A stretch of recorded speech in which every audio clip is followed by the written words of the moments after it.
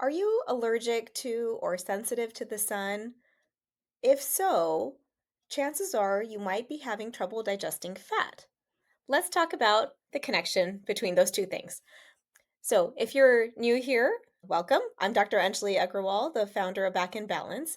I really love helping to support families as they navigate the stress from preconception to pregnancy and parenthood, because let's face it, there can be a lot.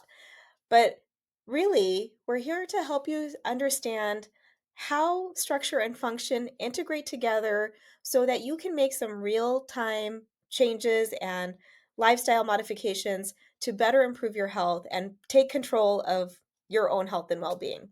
So let's dive in. If you're in most parts of the Northern Hemisphere, we are in summer, right? And this is something that I have been meaning to talk about for quite some time, but it feels like summer is a good time to talk about this. So, my whole life, I've grown up with my mom being really sensitive to the sun. And then my brother, who's 9 years younger than me, he is also sensitive to the sun. And this kind of just became a normal thing for them, right? Like they go out in the sun, they have to wear the hats and the protective gear because they can't have too much skin exposure to the sun. And then I would when I started getting into practice and also encountering people who were also sensitive to the sun, right? They come in for their appointments during the summer and they have a thin layer of clothing. So, yes, we know that having sun sensitivity means that vitamin D absorption is then impacted, right? Because you can't get the vitamin D from the sun. And so your vitamin D levels might be lower.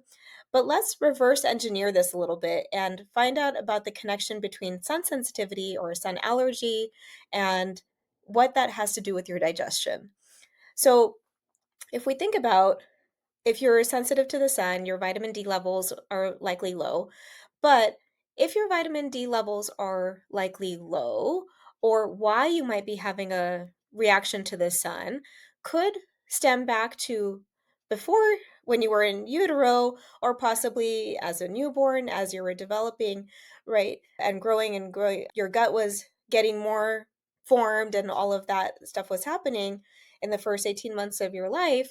Then chances are that you have a history of trouble digesting food. And so that could look like constipation, that could look like it could look like an avoidance of fat and or protein.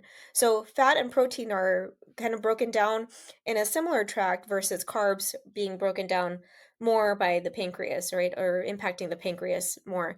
And the liver gallbladder being more involved in fat and protein digestion. So we have a whole other video of talking about digestion 101 and how that all works.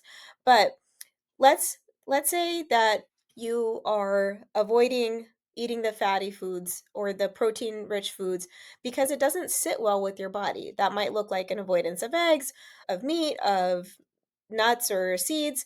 And it's not because you've made a choice to be vegetarian or whatever that might look like, but it's typically that you just don't feel good. And so maybe you were forced into making this decision of being vegetarian or avoiding certain proteins or resorting to unhealthy fats because we tend to crave and avoid the things that we can't digest.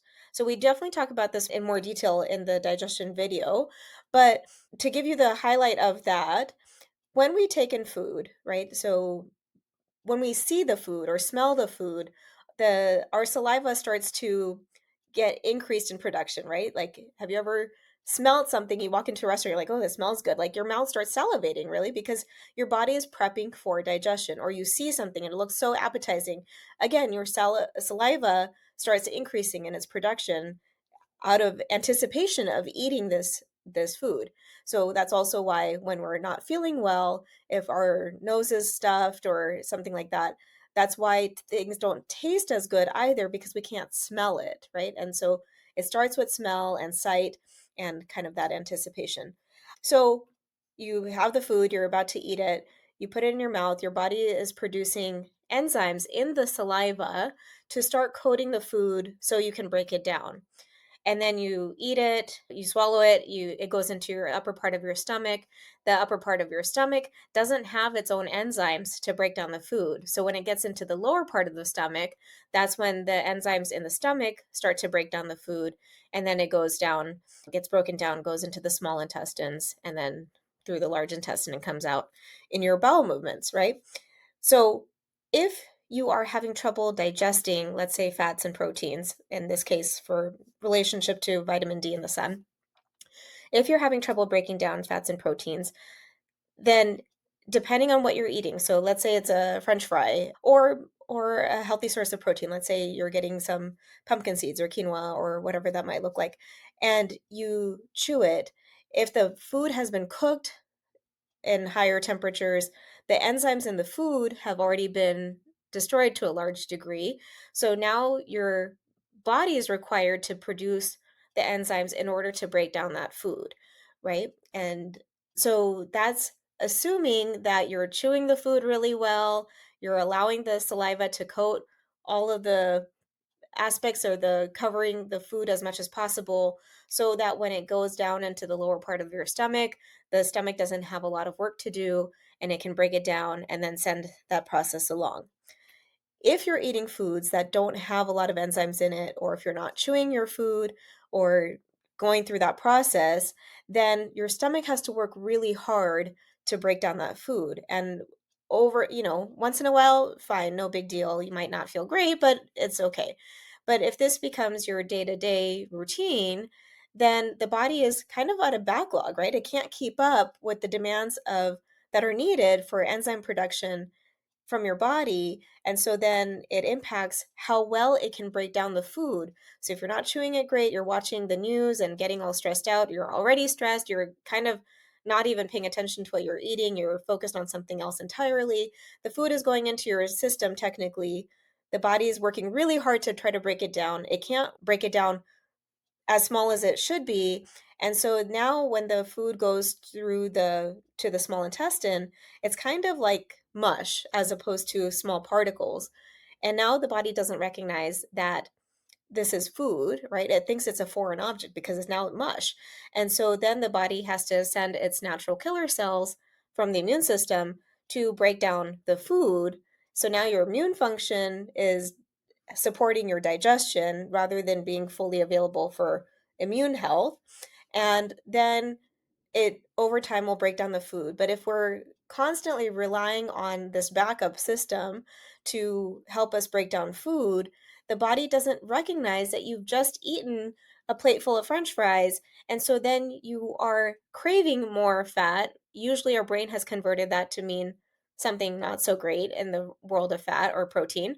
And so then we reach for something that's not great again. And then we look at it, we say, I'm getting enough fat, I'm getting enough protein, but we're not digesting that. Or we will then avoid it because our body is working so hard, it doesn't feel good. And so then we just say, I just don't do well with avocados or the olive oil or whatever. It just doesn't sit well with me. So I just start avoiding it. And so then you become deficient in the protein and fat. And so if you don't have either adequate intake, but more commonly adequate digestion of that, then when you go out into the sun, the body's trying to have this vitamin D synthesis and it can't handle it, and it produces another inflammatory response when you go out into the sun. So yes, you can cover up and avoid the sun and all the things, but then you're missing out on the vitamin D and all the other benefits from being in the sun and having that exposure. And so rather than simply focusing on avoiding the trigger, let's work from the foundational component of looking at, are you getting enough healthy fats and proteins in? And we can link some protein guides below, and you can look at, am I getting enough protein in, am I getting enough healthy fats in? And then we can look at, are you digesting that protein and fat appropriately, and how we can better support you.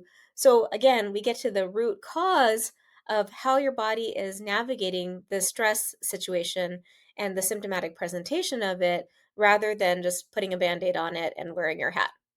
So if this was helpful for you, I'd love to see you next week again. Same time, same place. Thanks for joining us.